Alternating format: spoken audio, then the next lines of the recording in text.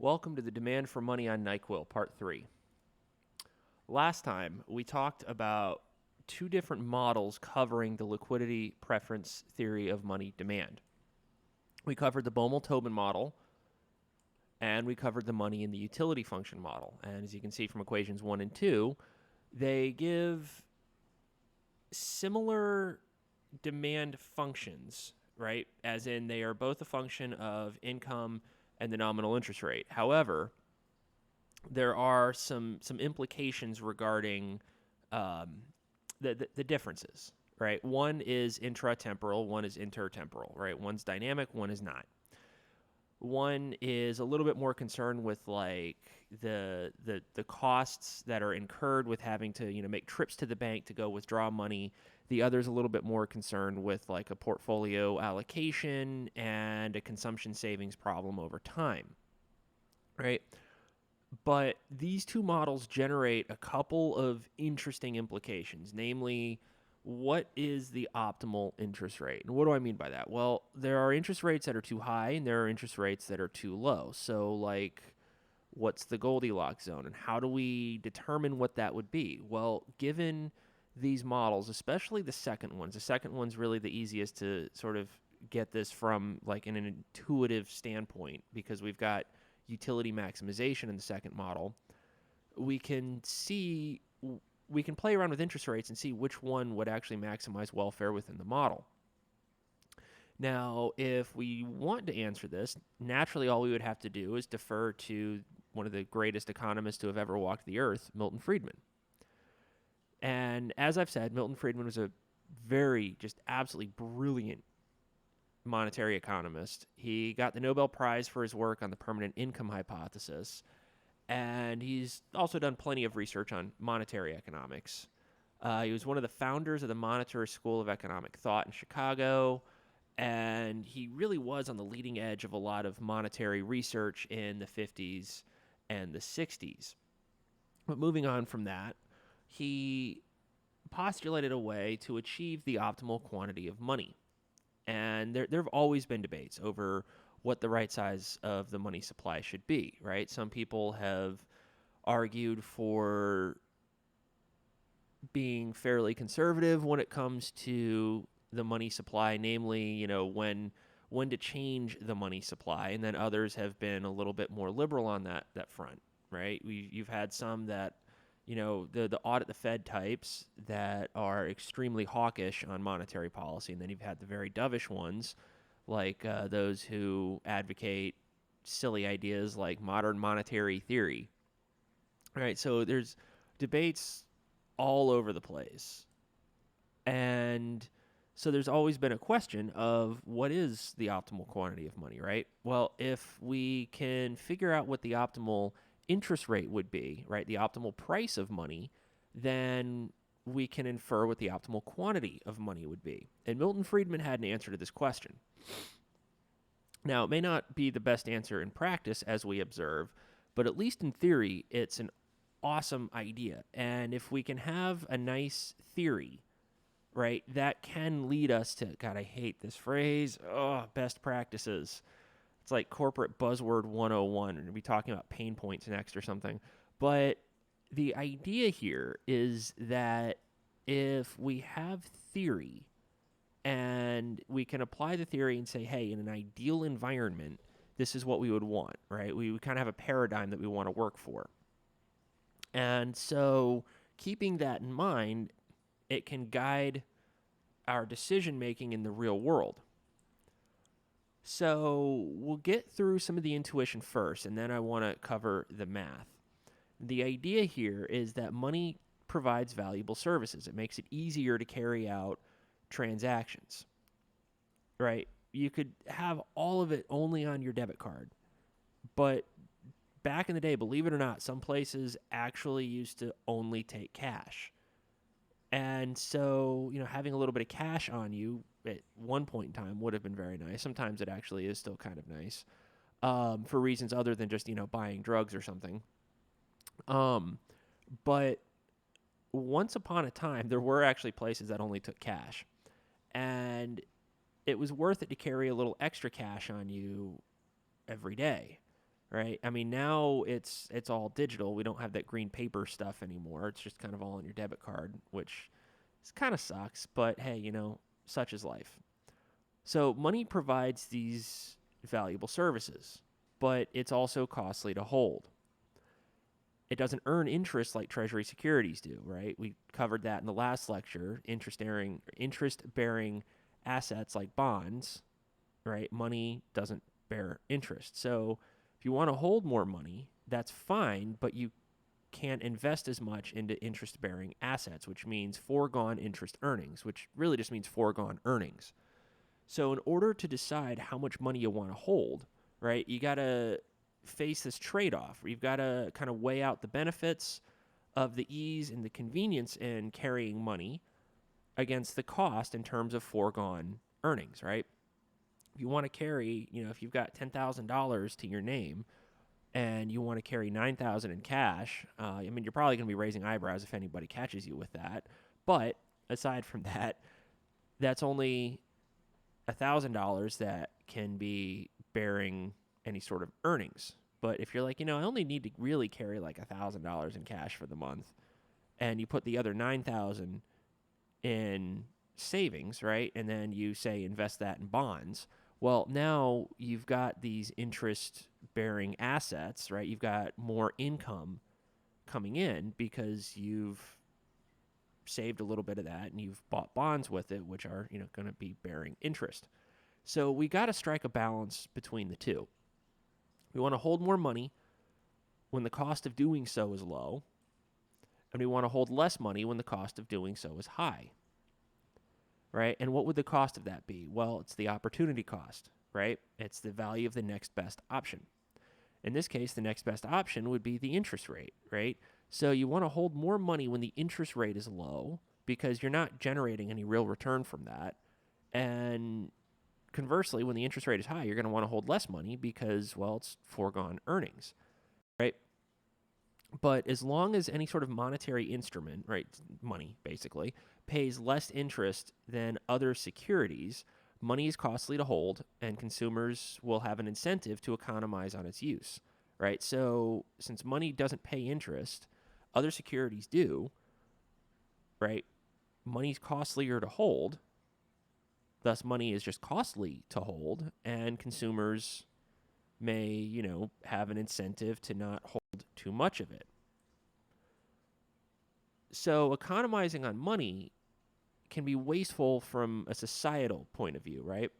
It's costly to hold for people. Money is costly for people to hold, but it's costless for central banks to produce, right? I'm sure you've probably heard that money printer go brrr thing, right? It doesn't really cost anything for a central bank to produce an additional dollar, right? Or even an additional $100. So increasing the quantity of real money balances, right, which is the nominal quantity of money divided by the price level, the central bank could theoretically make everybody better off at no cost to itself because consumers would benefit from these additional real balances because it would make it more convenient to carry out transactions. And because money is costless to produce, it doesn't do anything to the central bank. The central bank's not losing out on anything in this agreement. So Milton Friedman essentially argued that the best monetary policy that we could be putting into practice, at least, I mean, this is theoretically, right? So in theory, the best monetary policy would involve eliminating these incentives to economize on the use of money. And in order to do that, what they need to do is they've got to get rid of that difference between interest rates on monetary instruments and interest rates on other securities. Because remember, currently, interest rates on securities are higher than that of monetary instruments, right? So there's that gap. There's an incentive here. And in order to get rid of that, right, they've got to eliminate the difference between the interest rates on that. Because then money would be costless to hold, right? The alternative, right, the value of the next best option would be equal to what you're getting for money. So there really wouldn't be any need to, like, have this portfolio allocation issue. All right, well, how much money do I need to hold? Well, I want to hold this much, but I also, want to get interest on bonds. Well, there's a way to fix that. So when Milton Friedman argued this was, I think, 1969. At least that's what the PowerPoint slide says, so we'll just go with that. Money didn't pay any interest. So he argued that the optimal policy for setting the nominal interest rate on bonds would be equal to zero. Now, the Fisher equation tells us the nominal interest rate is equal to the real rate plus expected inflation. So to set the nominal interest rate to zero, it follows that inflation must equal minus the real rate. Or really a better way to put it would be that the real rate equals minus inflation. So if, say, the latter were around 2 to 3%, right? If the real rate were, say, 2%, the central bank should seek policies to deflate at a rate of 2%. So it would involve reducing the nominal quantity of money, but this would fall at a slower rate than the price level. And the quantity of real balances would be increasing. So what's the idea here? Well, the idea is to set the nominal interest rate equal to zero. Money is now just costless to hold, because for the central bank, it's costless to produce, right?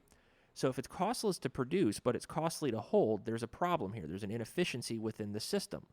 So the way that we get rid of that inefficiency is by removing the cost of holding money, so that the cost of producing money is equal to the cost of holding money, which is zero. The cost of money is the nominal interest rate. You set the nominal interest rate to zero, and then you have the real rate being equal to the rate of deflation. So if the real rate's 2%, you have a rate of deflation of 2%. So how do we get this with math? Well, we start with the Fisher equation, and we consider that an increase in the real purchasing power of the dollar is going to be negative pi, right? Because if pi is positive inflation, negative pi is negative inflation, which is deflation.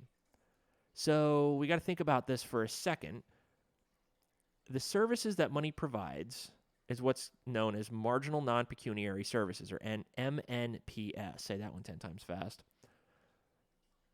The cost of abstaining from $1 of consumption with constant real consumption is what's known as the internal rate of discount.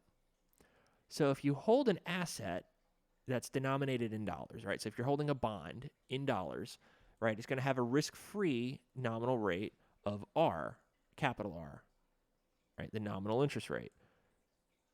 So the equilibrium would be negative inflation or deflation plus the marginal non-pecuniary services equals the internal rate of discount.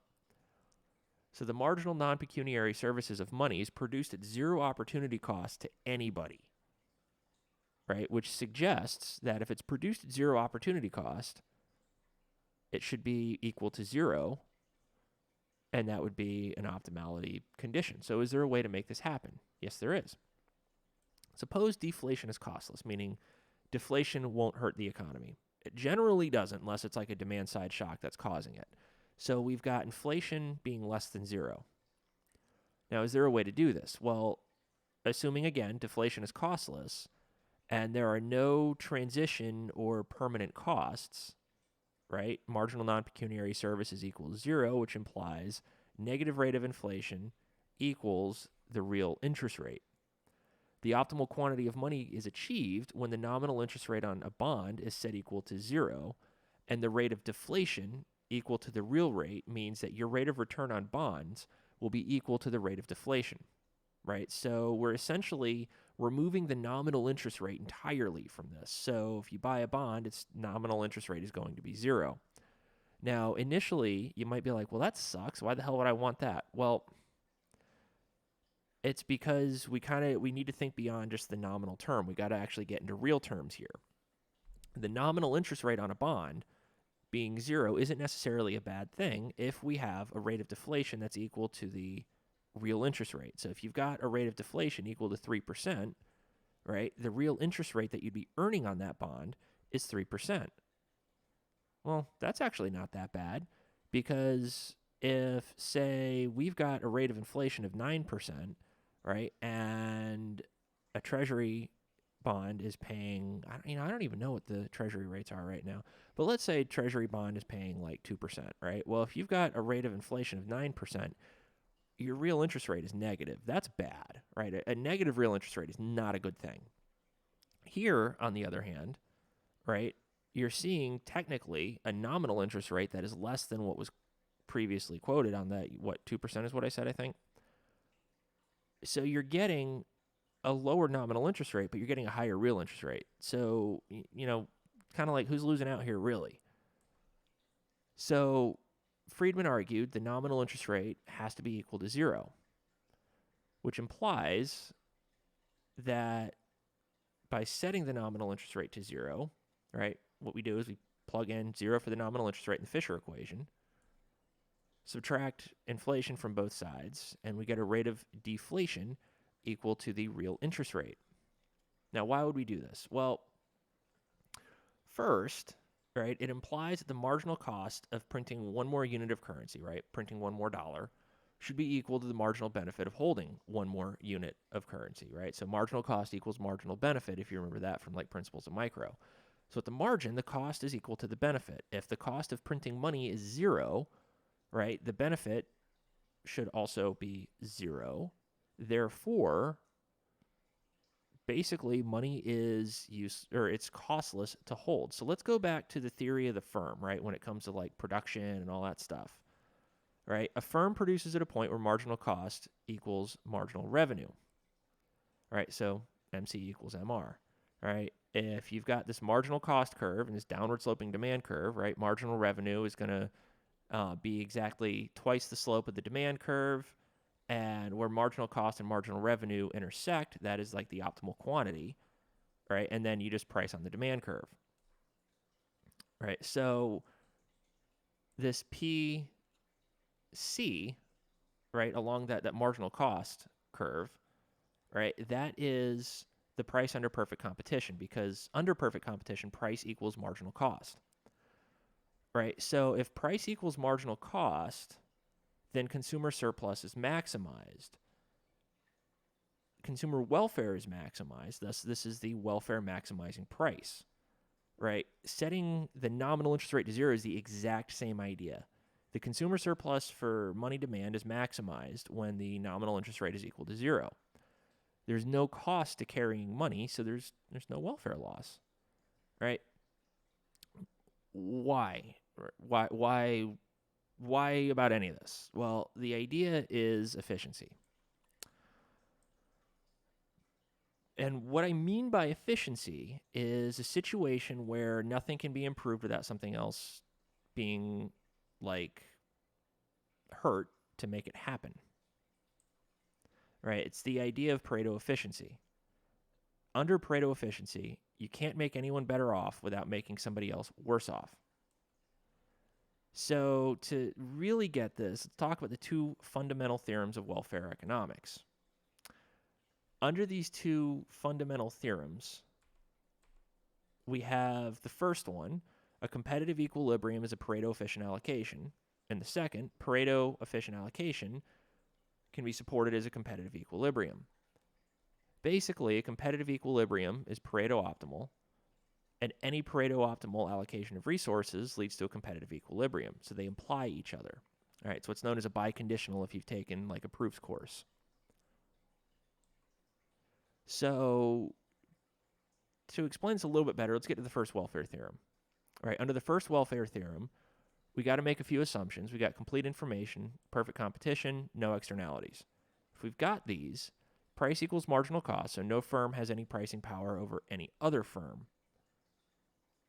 Firms and consumers are price takers, right? So no one's like setting a price really, right? The market's determining the price, consumers pay that price, firms set that price, right? Well, they don't set the price, but they price along what's been determined by the market, right? Nobody can abuse the market and extract any producer or consumer surplus. So it's the best possible market-oriented outcome we can imagine. When we've satisfied these assumptions, we get a competitive equilibrium. And under a competitive equilibrium, right? You have a Pareto optimal allocation of resources because no one's got the market power to extract any surplus from anybody else. No one's paying too much for anything. Nobody gets screwed over. For the second welfare theorem, we have to have an allocation of initial wealth such that no one can be made better off without making somebody else worse off. So this wouldn't mean that everybody has the same amount of stuff. It would mean that if, say, you want to open up a shop, right, you'd have everything you need to do so, subject to the constraint that everybody else has what they would need as well. So if you wanted to open a music store, you would have all the guitars, amps, all that fun stuff that you would need in order to be able to clear the market. But the person who wants to open a pet store has all the cat food that they need to clear the market as well. And you know exactly what everybody else wants to buy and what the optimal prices are. And this way, when you actually go to the market, you sell everything you have at marginal cost. Nobody gets screwed over. You don't either, which is great. And you end up with a competitive equilibrium. So the first one says a competitive equilibrium will lead to everybody being so well off that, like, well, everything is perfect. Second one says if you allocate resources in a way where everybody is, like, no one can be made any better off without making somebody else worse off, and then you go to the market, you get a competitive equilibrium. So the first theorem says perfect competition leads to heaven. Second theorem says if you start in heaven, you'll always have perfect competition. Now, it's very, very heavily paraphrased. If we were to get into like the actual like academically rigorous form of this, it would be probably about an hour lecture for each. And I don't really feel like doing that. So yeah, it is kind of a pipe dream when it comes to reality. There are always problems in markets. Generating distortions make it hard for this to ever happen. But again, treat it as a paradigm, what things could be if they were perfect. So this way, if we know it's perfect, then we know if things are going to be getting any better or not, right? If you know what perfection is, you know what you want, what goal you want to aim for, you know if you're getting closer to it or not, right? So maybe you're like, hey, that's interesting and all, but what in the F does this have to do with setting the nominal rate at 0? Think of it this way. The central bank's got a monopoly over printing money.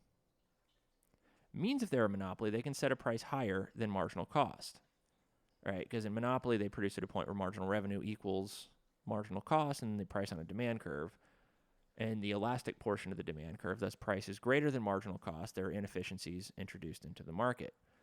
That's not good, right? So if the marginal cost in our case is the cost of printing an additional unit of currency, which is basically 0, the price of money, which is the nominal interest rate, should be equal to 0. So by the Fisher equation, if the interest rate's equal to 0, we have a situation such that the real rate equals a rate of deflation. We get a social optimum. If this doesn't happen, if there's a positive nominal rate, then what we get out of this is that people will economize on cash balances to the point that the marginal benefit equals the marginal private cost, which is the nominal rate. So if the nominal rate's 0, price is greater than marginal cost, there's an economic inefficiency. When the nominal rate's equal to 0, the marginal social benefit and the marginal social cost of holding money is equal to 0. So the idea with the welfare theorems is that if a competitive equilibrium implies a Pareto efficient allocation, and Pareto efficient allocation implies a competitive equilibrium, a policy that sets the price of money equal to the marginal cost satisfies these welfare theorems. Because if the central bank sets the price of money, the nominal rate equal to 0, price is equal to marginal cost, there's a competitive equilibrium in money markets. Agents are made better off with nobody being made worse off, and we have a Pareto efficient allocation. If there's a Pareto efficient allocation, we get a competitive equilibrium.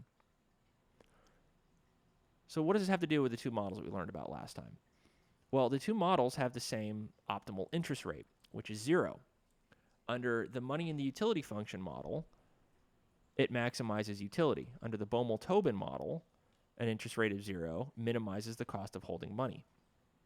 So you're probably going like, hey, that's cool, but why in the hell are we hearing about banks always raising interest rates or lowering interest rates? Wouldn't they just keep the interest rate at 0? Well, if we stuck to this theory, yes, but in the real world, that doesn't always happen.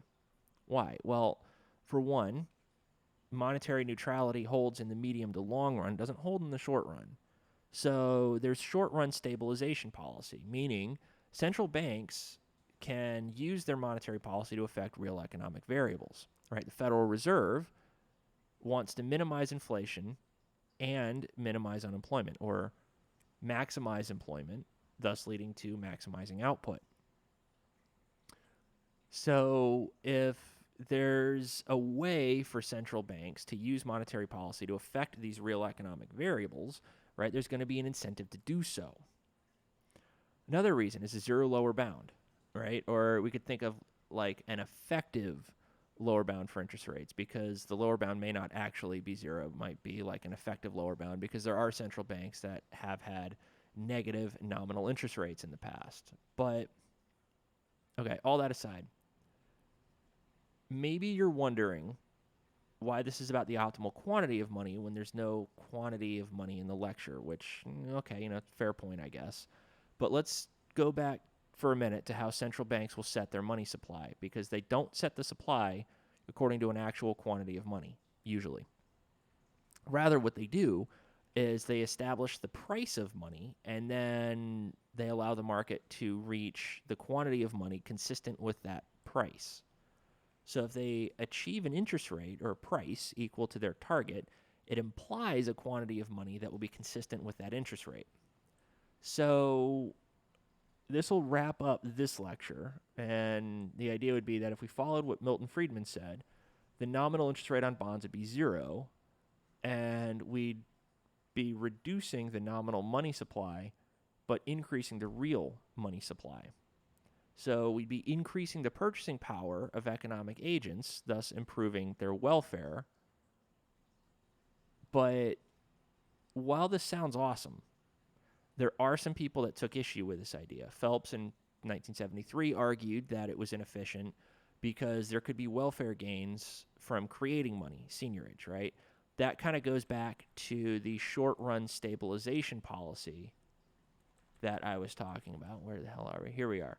The short-run stabilization policy, right? There is something to be gained, at least in terms of the way the central bank sees it, to engage in this type of policy where you may have an interest rate that's above zero, or you may, well, I guess really in all cases you'd have one that's above zero, but you end up with a rate of inflation that is also positive, not this nice little rate of deflation that we've been seeing.